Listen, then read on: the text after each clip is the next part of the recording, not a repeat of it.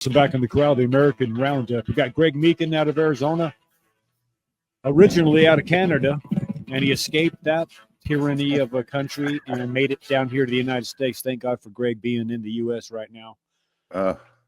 Thank you so much. Actually, my little secret is I'm U.S. born.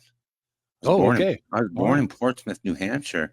Portsmouth Naval Base area. Hello, my brother was born in Kittery, Maine, in the Naval Hospital there. But my mom took me back to Montreal when I was literally in diapers, divorce situation.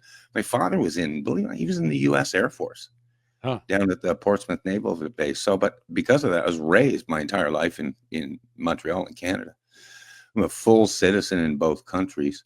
And then I came back down to the United States in 1983. I was only 24, had a full head of hair, Shanimal, and I was ready to go at 24.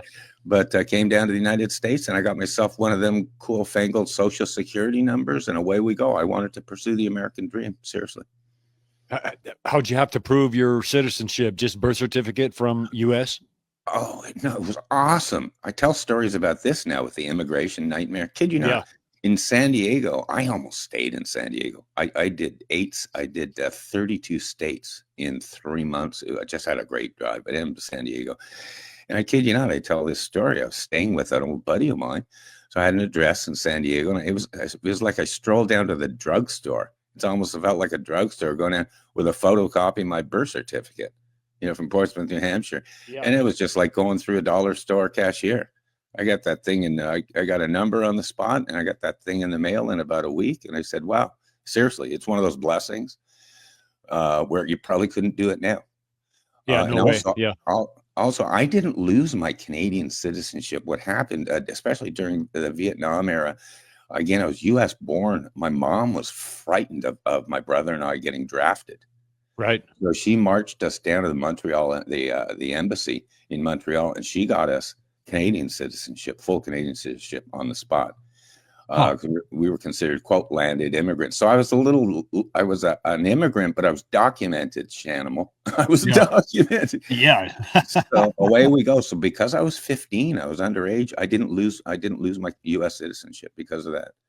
So it's kind of cool. My brother, I think, might have. He was 18 years old. So anyhow, my mom we were scared to death of Vietnam, Shanimal. We talk about it a lot down here, and we talk about all the veterans and Cap McCormick and all these heroes, Eddie Floyd, Sammy Davis, these guys, and nobody knows what they sacrificed. Nobody knows what they sacrificed, but here we are alive today to do this show. They couldn't draft you because you're Canadian citizen? Is that what happened? Well, that's what my mom was banking on, and that's kind of true. There were so many draft dodgers in Montreal.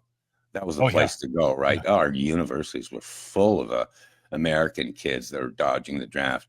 And I honestly, like I say, we were scared to death of Vietnam, Shanimal, in the 60s and 70s. We were scared up in Canada. We were scared to death of it. And so, again, my mom was afraid of getting us drafted, having us being drafted, So I don't overrate myself. I don't know if I would have gone. I don't overrate myself. I'm saying, boy, especially up in Canada, we just didn't have a good view of that war at all, Shanimal. I'm just saying. And I think very few people did. We're saying, God, we don't mind World War II. All of our grandfathers, fathers, uncles went to war in World War II, but there was a reason for it.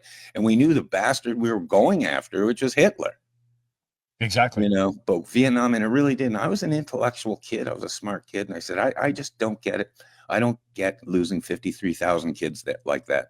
Anyhow, so there you go. There's the peacenik in me. Yeah,